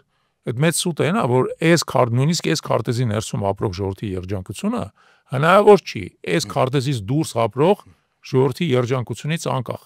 Մենք միասնական ազգ ենք։ Եթե մենք ասում ենք մենք մեր 2/3-ին կտրում ենք մեզանից, այն պատճառով, որ ինքը հիմա այս քարտեզի ներսում չի ապրում, եկեք մի հատ դրա հետևանքները հասկանանք։ Դրա հետևանքներն են, որ այս երկրի ներդրումներ չի գալու։ Վերջի անկախության ամբողջ բանում ներդրումների մեծ մասը Սփյուռքից է եկել։ Ներառել այն հայերից, որ ըստեղ ապրել են, գնացել են դուրս Սփյուռքում, տեղ են գտել, տեղավորվել են, աշխատել են, սկսել են միջոցներ։ Շատ տրամաբանական է, էլի ճիշտ ասած։ Քո միջոցները դրսից է գալի, քո առևտուրը, քո կրթական հնարավորությունները, մարդկային հոսքաբան, զգալի մասը գալիս է դրսից, այսինքն դու ունես ազգային օրգանիզմ, որը շատ ավելի բարդ է, բայց որը քեզ տալիս է ռեսուրսներ եւ լրացուցիչ անվտանգություն։ Հիմա դասպես ոտներս կդրեմ, ձեռներս կդրեմ, պետք չի, ոտներս ձեռներս պետք չի, նստեմ առանց ոտներ, առանց ձեռներ, այնքան որ գլուխս ոչ մեկ չկդրի։ Այախր ինչ երաշխիք որ գլուխը չեն կդրի։ Կասիդի այքեք։ Գլուխը ոչ ձեռներս ոչ ոտ, ոչ ձեռներս ոչ ոտ արի։ Ես ուզում եմ վերադառնամ ուղղակի Նունեի հարցին ամենասկզբում, տեսեք, դե դուք կարող եք չհամաձայնվեք ինձ հետ, դա նորմալ կլինի, բայց ես համարում եմ, որ մենք որպես ազգ այս պահին, երբ որ նայում ես ինչ կապիտալի տեսակներ ունենք, բոլորը շատ ցածր բանով զարգացած են, ֆինանսական, տնտեսական, որը վերցնես ինֆրաստրուկտուրային, միակ կապիտալի ձևը, որ դեր կա, դա մարդկային կապիտալն է։ Եթե դու հրաժարվում ես մարդկային կապիտալից, այսինքն մի մասից ասում ես դու թույլատրում ես քո դիրքերը եւ վերադառնալով ձեր հարցին, քեզ ավելի բարդ է լինելու դու բանակցես տարբեր երկրներում, տարբեր տեղերում։ Իսկ փաստորեն մեր իշխանությունը ինչ արեց։ Ինչ որ մի թթու բառ լսեցին, չգիտեմ, Մարգարիտա Սիմոնյանից։ Մարգարիտա Սիմոնյանի հետ ես անձամբ լուրջ խնդիրներ ունեմ, երբ որ ինքը խոսում է պատմության մասին կամ ինչ որ մի բանի մասին, հա, կամ քննադատում, հա, կամ քաղաքական եւ այլն։ Բայց դա չի նշանակում, որ դու կարող ես ասես, որ դու persona non grata եք այլևս։ Հային ասես, որ դու persona non grata ես։ Ես հիմա Մարգարիտային դնեք մի կողմ։ Մարգարիտան էլ բան, ամորդ պեսել է։ Մարգարիտան վերսմա կուդա не шло։ Բայց ինչ է սրա հիմքում ինչն է, որ դու ասում ես այնպեսի բաներ, որոնք չեն համապատասխանում մեր նարատիվների հետ, կամ անձնական մեզ ես կպնում, կամ ուզում ես ստեղ իշխանությունը փոխվի, հա, բոլոր քաղաքական պայքարի իմաստն է դա, բոլորն էլ ուզում են իշխանությունը փոխվի, ինչ կա դրանում։ Ու դրա հետ զուգահեռ իրանք ասում են, չէ, մեզ մոտ խոսքի ազատություն կա եւ այլն։ Այսինքն սահման կա, հա, այդ խոսքի ազատության։ Դու կարաս ստերս կամ սենց խոսես, իսկ այս սենց բաներ հնարավոր չի։ Այսինքն Հայաստանը բոլոր հայերի երկիրը չի։ Չէ, դե դրա։ Միայն այո, դե դրա ժամանակ ստացվում է, ես հիմա ինչ եմ ուզում ասել, Ռուսաստանում ունենք Սփյուռք, Ֆրանսիայում ունենք Սփյուռք, Միացյալ Նահանգներում երկիր չկա համարյա փաստորեն, որ չունեն անգամ Սփյուռքը։ Փաստորեն փոխարեն մենք անենք այն ինչ որ Իսրայելը հիմա ասում, հա։ Եվ արվել է, ինչ որ չափով արվել, առանց դա չէր լինի, այն ինչ որ տեղի ունեցավ Միացյալ Նահանգներում, Ռուսաստանում, Ֆրանսիայում եւ այլն։ Բայց փոխարեն մենք օգտագործենք մեր կապիտալը, մեր ուժը, միայն այդ մարդկային կապիտալն է, մենք ասում ենք, չէ, մենք կթուլանանք ու հետո լավ կապրենք։ Չէ, լավ չես ապրելու, որովհետեւ դու չես կարողանալու Թուրքիի հետ բանակցես, լինելով այդպիսի թույլ։ Հայ մնալ, այո, Թուրքը ասել է, դու անգամ թույլ ես, որ էս էլ պետք է անես։ Էս էլ պետք է անես։ Ու Թուրքիայի բանակցությունները Վրաստանի հետ, որտեղ իրանք դոմինանտ ինչ որ բաներ գրավեցին եւ շահեցին, նույնիսկ կատակով մի հատ վրացի ընկեր ունեմ, ասում եմ մենք այլևս ոչ թե Սաքարթվելու ենք, այլ Սոկարթվելու ենք։ Հա։ Հիմա չէ, այդ կախվածությունները կա, բայց հիշեցնենք, որ Սոկարը ադրբեջանական նավթային ընկերությունն է։ Բայց դրա հետ միասին մենք պետք է հասկանանք, որ մեր դեպքում իրանք վրացիներին լրիվ ուրիշ ձև են նայում, իրանք պատկերացնում։ Շա, ինչ որ մասեր կա, որ իրանք ուզում են կուլտան։ Դե անում են էլ այդ իրանք էքսպանսիվ էկոնոմիկական։ Բայց Հայաստանի դեպքում մեր պետականությունը իրանք համար խնդիր է։ Մենք ունենք պատմական գետ մեկ օրինակ, որը հակառակ է ապացուցում։ Իրանք հիմա գնում են, ասում են, դե բա Թուրքը արդեն այն Թուրքը չի, այդ ինչ հետամնաց բաներ եք ասում Թուրքիայի մասին։ Ես կարամ իմ փորձից ասել, առաջի դեպքը, երբ որ ես Թուրքի հետ այսենց սեղանի նստել եմ, դա երբ որ Յեյլի համալսարանը ընդունվեցի, պրոֆեսորներից մեկը ասեց, ուզում եմ նստես զրուցես այդ Թուրքի հետ։ Գերազանց, լավագույն, փայլուն կրթություն ստացած Շվեյցարիայում, Բրիտանիայում, եկել է Յեյլում էլ շարունակում է իր ուսումը, խոսում եմ հետը, իհարկե նա այն Թուրքը չի, որ 15 թվին կացինով մեր մտավորականներին էր սպանում։ Իհարկե նա այդ Թուրքը չի, բայց ինքը ինձ ինչ է դարքի բան ասեց։ Սա հիշացնեմ 92 թիվը։ 92 թիվ։ Ինքը ասում է, տես, ինձ պետք չի համոզել, եղել է ցեղասպանությունը։ Բայց եթե ես գնամ այսօր Թուրքիայում, ասեմ, որ եղել է, ինձ մի օր էլ չեմ կարողանա մնալ Թուրքիայում։ Եվ ես ասի երևի չափազանցնում է այդպես բան հնարավոր չի, ոնց թե մի օր չես կարող մնալ։ Բայց հետո մենք տեսանք, որ դա շատ դժվար է, նույնիսկ այն թուրքերի համար, որոնք որ պատրաստ են ճանաչում են, իրանց ժողովրդին համոզելը, որ դա եղել է։ Այսինքն ես նորից վերադառնամ այդքան։ Ես չեմ ուզում ասել, որ ադրբեջանցիք, թուրքերը միշտ մնալու են նույնը կամ ինչ որ մի բան, բայց դու պետք է իրական այսօրվա վիճակից չէ ելնես։ Ոչ թե ինչ որ պրոյեկցիաներ անես, ինչա տեղի ունենալու սրանից հետո։ Ես չեմ ասում, որ մենք պետք է գնանք պատերազմենք իրանց հետ։ Ոչ։ Թե չէ, ուղղակի իրանց իրական մոտիվացիան պետք է հասկանանք։ Իրական մոտիվացիա։ Բայց եթե դու գնում ես 3 տարբերակ ունենք, հա։ Կամ պատերազմ, դա ռադիկալ է, դա հնարավոր է, ոչ, ես չեմ կարծում, որ որևէ լուրջ մարդ դրա մասին խոսում է, որ մենք կարանք պատերազմով վերադարձնենք հիմա տարածքներ կամ ինչ-որ մի բան։ Երկրորդը լուսավորչական, այսինքն մենք եվրոպացիք բոլորս աշխատում ենք դրա վրա, որ իրանք իրանց պատկերացումները փոխեն։ Դա էլ շատ երկար է, մեզանից կախված։ Այսինքն։ Այո, դա այդտեղ չէ, դե մասնական տեսական օրեր։ Հա, տեսական օրեր։ Երրորդը դա բանակցելն է։ Այլ ձև չկա։ Պետք է բանակցես։ Իսկ եթե պետք է բանակցես իրենց հետ, իմանալով իրանց մշակույթը, ես էլ եմ ասում, եթե դու թույլ ես, ու գնում ասում ես, որ դու թույլ ես, իրանք ասեն լավ, շատ լավ, ոչ մի խնդիր չես ունենալու, լավ ես ապրելու, բայց այս պետք է անես։ Գիրքն էլ իրանց կնվիրեն, կտան զերը 10 հետ։ Մաուգլի մուլտիկը դիպեցեն, որ ասում է Բանդերլոգի բլիժը, լրիվ այդ, հա։ Ես մի դրվագ էլ պատմեմ, ուրեմն չեմ հիշում հիմա կոնկրետ որթիվներ, բայց բանակցողը ադրբեջանական կողմից Վաֆա Գուլուզադեն էր, եկել էր Բոստոն, Հարվարդում ելույթ ունենում։ Դե ես նստած լսում եմ, ես ասի լավ, պետք է նենց անեմ, որ բոլորը տեսնեն, ինչու նա մեր հայկական խնդիրը։ Այ եթե հելնեմ սկսեմ խոսել, չի աշխատի։ Մի հատ հարց պետք է տամ, որ ինքը խոսի եւ իր ասելուց մարդիկ հասկանան, որ խնդիր է այստեղ։ Ասում եմ, պարոն Գուլուզադե, մի հատ ներկայացրեք, էլի դուք ինչպես եք պատկերացնում, հայը ոնց է ապրելու, այդ Ղարաբաղցին ոնց է ապրելու Ադրբեջանի մասն, ասում եք, չէ՞ որ ասում եք, ինչ խնդիր։ Ես մեծացել եմ Բաքվում հայերի հետ, հայերի շրջապատեր։ Ամեն շաբաթ կիրակի երազում ենք գնայինք Արցախ, որովհետև հայերից լավ խորոված, գարի խորոված ոչ մեկ չէր պատրաստում։ Գնում էինք, դուք չտեսնված բաներ ունեք, հմտություններով օժտված ազգ եք, սպասարկում եք, ես եք անում, մնայք էլի ինչ էր պետք, կմնայք նույն դերերում կբանանեք, մեզ կսպասարկեիք, լավ կլիներ։ Ասեց։ Հա, հա։ Այդ բարերը երբ որ ասեց, ես տեսա, որ դալիճում նստած ոչ թե հայերի, այլ ամերիկացիների դասախոսների, իրանք ոնց որ հիշեցին իրանց ստրուկական անցյալը, որ հայերի դերը լինելու է սևամորթների դերը Միացյալ Նահանգների բան։ Ես ասի շնորհակալություն, հիմա իմ կարծիքով պարզ է բոլորին, թե ինչու նա խնդիրը, հա։ Ինչ չեն ուզում, հա։ Հա, ես համոզված եմ, որ իրանք հիմա էլ նույն նարատիվները չի փոխվել իրանք կողմից։ Այդ սխալեր էլի, որ սկսեցիք 88 թվին, մնայեք հիմա Բաքվի նավթի նույնիսկ բաները կլնեիք, փայատերերը կլնեիք, ես ինչ կլնեիք, նորմալ ապրում ենք, չէ՞ մենք դες այդ քիրվայություն ենք անում եւ այլն։ Կան հայեր, որոնք որ ասում են, հայ էլի ճիշտ են ասում։ Հա կան,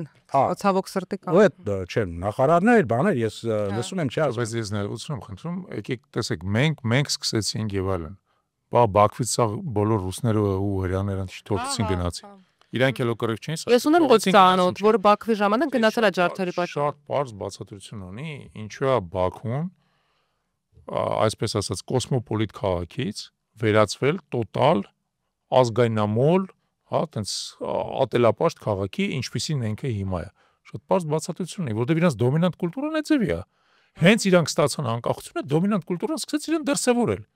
Որ դու նայում ես Ադրբեջանում ինչա տեղում, իրանց սպանությունների մակարդակն է էապես ավելի բարձր, քան Հայաստանում։ Բռնության մակարդակը ներսում իրանց բռնության մակարդակն է ավելի բարձր։ Ադրբեջանն ունենալով մեզանից շատ ավելի մեծ տարածք ու բացրանից մեր ծով, հա։ Մեզանից քիչ զբոսաշրջիկներ է ընդունում, որ նայում կարդում ես օրինակ ռուսական զբոսաշրջիկների բանը են, ինչի չեն գնում, իրանք Ադրբեջան չեն գալի Հայաստան, չեն գնում Ադրբեջան, դե Հայաստան ավելի շատ են գալի։ Ասում են, այնտեղ սպասարկման կուլտուրա չկա, մարդիկ բռի են եւ այլն, այսինքն դու նայում ես այդ հասարակության դոմինանտ կուլտուրան շատ ավելի ինչ-որ իմաստով հետամնաց նախնադարյան կուլտուրա է ընդհանուր առմամբ։ Եվ այդ կուլտուրայի ներսում ոչ մեկ էլ չի կարողանում ապրի մեծ հաշվով։ Այդ որ ասում եք հայերը կարային մնային այնտեղ ապրեին, այդ տեսությունը հայերը այնտեղ կարային մնային ապրեին, եթե այնտեղ մնար սովետական միությունը։ Եվ սովետական միությունը այնտեղ օրինականություն ապավեր։ Չես կարող։ Տեսանք Սունգայի տեղը։ Այ 88 թվականին, արդեն 88 թվականին հենց Ինչի եղավ։ լեզվի ծերից տարակ այդ բառը։ Արդեն 88 թվականին սովետական միությունը դրա ընդունակությունը չուներ։ Ու նաև եղավ, որովհետև հենց այդ հայերը չէին ապրում որպես սպասարկող, հայերը ապրում են որպես մարդիկ, որոնք որ շատ հաճախ մեծ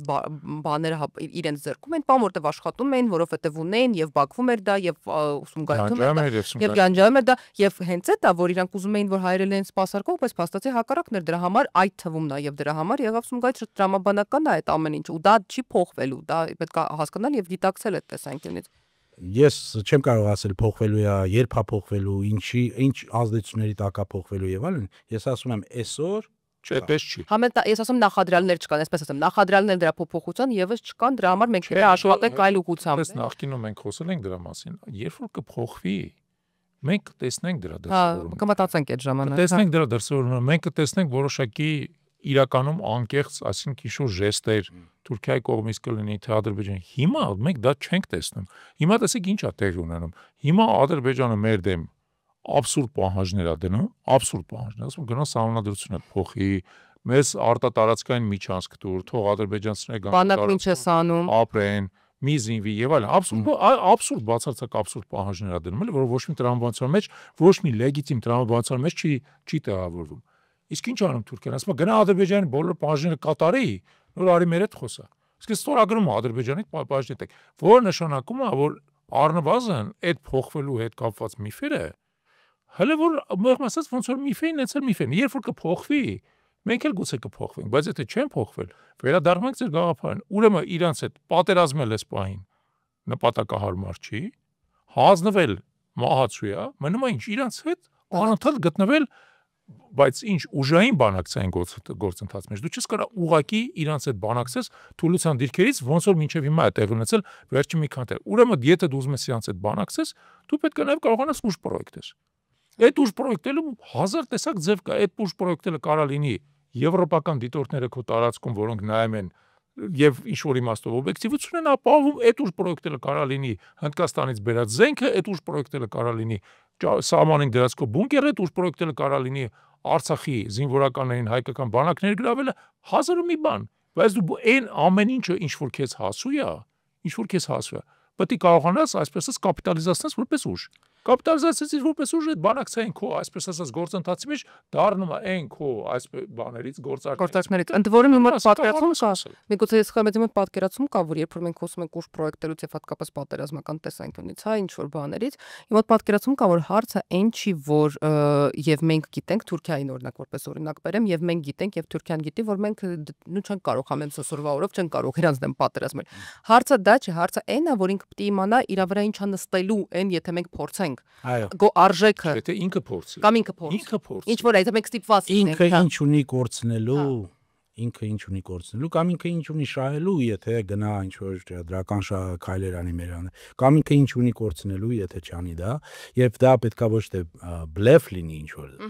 Դա պետքա իրական լինի։ Իսկ իրական 90-ական թվականներին, երբ որ կար շփում ինչ որ հանդիպումներ, իրանք միշտ ավելի չափազանցած եւ սարսափում էին այդ ուժից։ Ինչու՞ն էր մեր ուժը, սփյուռքը։ Հա, այդ ժամանակ իրանք դա իրանք ասում են այս սփյուռքը Միացյալ Նահանգներում, էսա այնա։ Հետո մի ժամանակ անցավ, Ալիև կրծերը ասեց, «Այտենց է, այդտեղ է իրանց ուժը, մենք էլ այդտեղ փողեր կդնենք, Ֆրանսիայում է, այդտեղ էլ փողեր կդնենք, մենք կհակադրվենք դրան», ու փաստորեն իրանց մոտ ստացվում է այդ Երևալ պահը, հա, ստեղծել այդ բանը։ Ու դա ուզում են երևի խափնվել որոշ գործիչներ կամ ինչ-որ մի բան։ Ես միշտ այդ հարցը տալիս էի. ոնց եղավ, որ փաստորեն Եվրո ուրեմն պարլամենտը կամ այլ ինստիտուտները եվրոպական ասին դե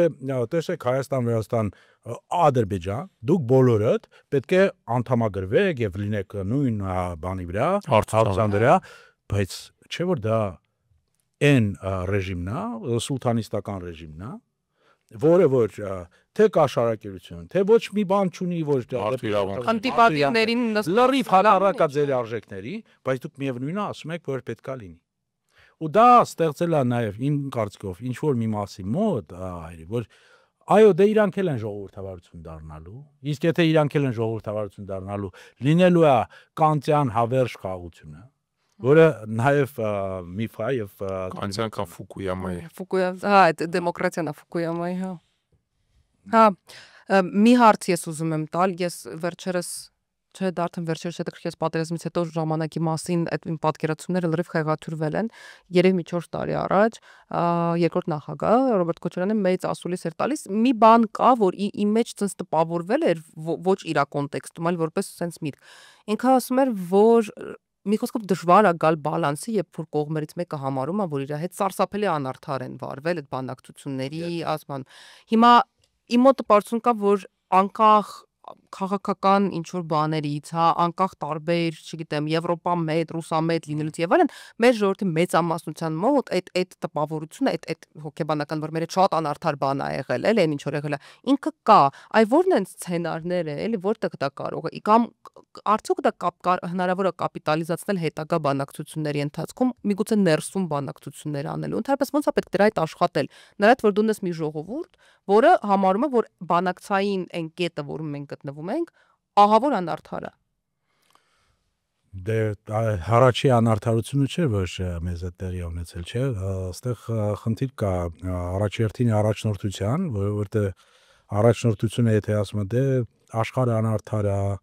տեսեք ցեղասպանություն եղավ, չճանաչեցին եւ չեն եկեք համակերպվենք, ադապտացվենք։ Ու այդ բանը դժբախտաբար հայկական բանում աշխատում է, որովհետեւ շատ խորը նստած է մեզ մոտ այդ գոյատևման մտածել ադապտացվել է, այսինքն, հա, որ դու պետք է ադապտացվես, պետք է ինչ պետքա կանեմ ադապտացվեմ, կայսրություններում ապրած ժողովուրդների մոտ տենց լինում է, հա, որ պետք է ադապտացվես, նմանվես իրանց, ադապտացվենք։ Եթե մենք ընտրում ենք այդ ուղին, բայց այդ ճանապարհով ենք գնում, ուրեմն ես համոզված եմ, որ մենք չենք կարողանալու այս տարածքում հաջող ազգային պետություն ունենալ եւ ազգային պետությունը, որը որ գրավիչ կլինի, որ բոլոր հայերը տեսնեն այս պետությունը միտեղ որտեղ որպես ասում Իսկ եթե ճանապարհով չենք գնում։ Մեր ճանապարհով չեն գնում, դա պետք է լինի էլի եմ ասում, կախված է իմ կարծիքով շատ մեծ բանով առաջնորդները, ինչպես են ձևավորում այդ մոտեցումը, եւ ամենակարևորը ինչպես են ուզում եմ ասել բանակցում, բայց տալիս հնարավորություն մարդկանց տեսնել, որ իրանց առաջարկածը չի նշանակում, որ մենք այդ արդարությունը հաստատելու համար այսօր պետքա գնանք կյանքները զոհենք, կյանքները զոհենք, պատերազմենք, աբեկչությունով զբաղվենք կամ ինչ-որ մի այլ ձև հաստատենք այդ բանը, հա, որովհետև իմ կարծիքով ամենակարևոր տառը, հա, այդ արդարության, երբ որ դու ինքդ զգում ես, ես ոչ թե մնացածներին պետք է համոզեմ, որ սա անարդար էր, որովհետև դա շատ դժվար է լինում։ Հիմա տեսեք, ասում են Եվրոպա, բայց եվրոպացի կամ նույն Ռուսաստան ոչ մեկ չի ասում, չէ՞ որ դա էթնիկ զտում էր։ Բայց մենք գիտենք, չէ՞ որ դա էթնիկ զտում էր։ Մենք հիմա պետք է չենք խոսում, բայց եթե դու չես խոսում, դու ո՞նց ես փոխելու, ով կա խոսում։ Ենթադրենք ես եկել եմ խոսում, ես չէ, հա, լեզվալություն, որը խոսելու, այ ինքը չէ, անարդար է, անարդար է այդ խնդիրը։ Հիմա եթե մենք ներսում հասկանում ենք, որ դա անարդար է, ոչ թե ասում ենք, դե լավ, ինչ անենք, եղել է, պետք է ձև, բայց ասում ենք, որ անարդարություն է։ Առաջնորդները պետք է առաջարկեն տեսլական, ո՞նց ենք մենք հասնում այդ արդարությունը ինչ եղանակներով ենք հասնում, որ մարդը չզգա, որ սրանք ռադիկալ են, սրանք տանում են բան, ինչ որ հենց այդ է, որ իշխանությունները դրանից են օգտվում։ Իրանք ասում են, սրանք որ եկան, պատերազմ ալին։ Սրանք որ եկան, սրանք ռևանշիստ են եւ այլն։ Մենակ մենք կարող ենք դա անել։ Դա այդպես չի, որովհետեւ ձեր տված հարցը ամերիկացիք ասում են 66000-անոց հարց է, դա իրանց $10,000 այո, դոլարանոց հարց է, ինձ թվում է դա պետք է մի քանի ժամ նստենք, խոսենք, զրուցենք դրա մասին, բայց կարճ ասած, իմ կարծիքով դա առաջնորդներից է։ Առաջնորդները, քաղաքական առաջնորդները պետք է ցույց տան, նաև իրենց օրինակով, ոնց են իրանք պատրաստ աշխատել դեպի այդ արդարությունը ստեղծելու։ Ինձ թվում է մենք ապագայում մեր թողարկումներից մեկը պետք է նվիրենք հենց նրան, թե ինչպես Արցախի հարցը վերադարձնել բանակցային օրակարգ։ Եվ միջազգային իրավունքի տեսանկյունից դա ինչ գործողություններ է ենթադրում, դա իսկապես շատ մեծ ծավալուն հարց է։ Բայց այս բան կուզենայի ասել ընդհանրապես հետևյալը. ակնհայտ է, որ եթե 120,000 մարդու իրավունքները այդ աստիճան արմատապես խախտվել են, այդ խախտումը դառնում է միջազգային իրավունքի խնդիր։ Եվ այդ խախտման դեմ պայքարելը հաստատ հնարավոր է միջազգային իրավունքի դաշտում։ Եվ ինքը չի ենթադրում ավտոմատ միլիտարիստական լուծում։ Ինքը ենթադրում է առնվազն շատ երկար մի հատ ճանապարհ, որ դու պետք է անցնես միջազգային իրավունքի դաշտում։ Թե ինչպես, ինչ գործիքակազմով եւ այլն, ինչպես արդեն ասացի, դա մեծ խնդիր է, առանձին պետք է քննարկել, բայց այսօրվա մեր քննարկման կոնտեքստում սա այն ակնհայտ բաներից մեկն է, որը Հայաստանը պետք է վերադարձնի բանակցային օրակարգ, որովհետեւ եթե Հայաստանը սա չվերադարձնի բանակցային օրակարգ, ուրիշ սուբյեկտ, որը սա կարող է անել, դե ֆակտո չկա, չէ կարող է լինի Արցախի իշխանությունը, բայց այդ դեպքում դա մեծ հաշվով մի բան է, դա նշանակում է Հայաստանի իշխանությունը պետք է նորից սուբյեկտայնացնի Արցախի իշխանությանը, որպեսզի նրա միջոցով այդ գործընթացը գնա։ Այդ գործընթացը հաստատ մեզ պետք է իրականացնել եւ ի վերջո Արցախը վերահայացնելու համար եւ նաեւ այս Հայաստանի անվտանգության տեսանկյունից։ Բայց դա ինչպես ինձ թվում է մեր հաջորդ հանդիպումներից մեկում Ես հա ուղղակի վերադառնալով այդ արդարության հարցին, ինձ թվում է, որ ես այդքան նույնիսկ պրակտիկ տեսանկյունից չեմ դրա մասին ու շատ եմ մտածում, այդ թվում որպես անձ եւ քաղաքացի, թե ինձ անձամբ ինչ որ ձևի կբավարարեր եւ իմ մոտ ես եկել եմ այն եզրահանգման, որ արդարությունը երբեմն շատ ուժեղ կապված է նաեւ կարծում արժանապատվության վերականգնման հետ։ Ու այստեղ կարծում եմ նույնիսկ օելի երեթե այո քաղաքական առաջնորդություն են ցա գալիս սուբլիմացիայի եւս ինչ որ մի հատ բան կլինի, որովհետեւ հա դու չես կարող վերադարձնել հողը, օրինակ, այս պահին համենայն դեպս, ես հավատում եմ, որ դրան միևնույնն է պետքա ձգտել ինչ որ կոնտեքստում, բայց դու չես կարող հիմա այս պահին վերադարձնել այդ մարդկանց դու տուր իրանց ուրիշ բան, կամ ես չեմ կարող այս պահին, չգիտեմ, անել ինչ որ բան, բայց ես կիմանամ, որ եթե փոխվի դե ֆակտո իշխանությունը, ես մեծ հավատը չէ, ես ինքը եթե ես իմանամ օրինակ, որ դե ֆակտո իշխանությունը, որ արել է SS բաները այլևս կա, ես ինձ ավելի արժանապատիվ կզգամ, ես ընդհանուր առմամբ կյանքը իմ ավելի արդար կզգամ որպես մարդ։ Դրա համար ես կարծում եմ, որ այստեղ շատ սենց երկար, հա, երևի ֆունդամենտալ ինչ որ ճանապարհ պիտի անցնեն մեր հաջորդ որ առանձին իշխանությունները, որը նաև առանձին թեմա է։ Ես վերջին հարցը, որովհետև ուղղակի ինձ շատ հետաքրքիր է ինչպես եղավ, ինչպես են դառնում բանակցող, ու ինչպես եղավ, որ դուք դարձաք բանակցող։ Կարծում եմ մեր ունկնդիրներն էլ հետաքրքիր ոնց է։ Ինչ որ չափով պատահական, որովհետև Yale-ը ավարտելուց հետո միջազգային հարաբերությունների իրավունք ավարտելուց հետո ես ինձ թվում էր, որ ժամանակավոր է, որ Fisher-ին պետք էր Վրաստանի մասնագետ եւ այնպես ստացվեց 14 հոգուց ինքը ինձ ընտրեց։ Ես ինձ թվում էր մի տարի կաշխատեմ, 2 տարի կաշխատեմ եւ դուրս կգամ, բայց սկսեցի աշխատել եւ արդեն 30 տարուց ավել միայն դրանով եմ զբաղվում եւ չեմ էլ պատկերացնում էլ ինչով կարամ զբաղվեմ։ Ոնց են դառնում ճանապարհները տարբեր են, ես իմ գոլեգաներից նույնիսկ ճգնաժամային բանակցողներից ես գիտեմ տարբեր ոլորտներից են գալիս, բայց ես ուզում եմ որ մենք տարբերությունը հասկանանք, հա, կա ուրեմն ես ունեմ գոլեգաներ, չտեսնված դասավանդում են եւ միշտ չի որ վին-վին են ասում, հա։ Եվ ունեմ գոլեգաներ, որոնք որ չտեսնված պրակտիկ են, բայց չեն դասավանդում, այսինքն դա իրանցը չի։ Կա շատ փոքր խումբ, որ համեն անում, դու պետք է հասկանաս, որն է քոնը, դու ինչ կարող ես անես, որտեղ ես դու ավելի հաջող, որտեղ ես դու քո պոտենցիալը ռեալիզացնում, հա։ Հիմա արդեն ես թոշակին եմ մոտենում փաստորեն, այդ հարցին պատասխանապարզատվել եմ, բայց ես ուզում եմ ասել, որ Հայաստանում դա հնարավոր է, նեն չի որ ծնվում են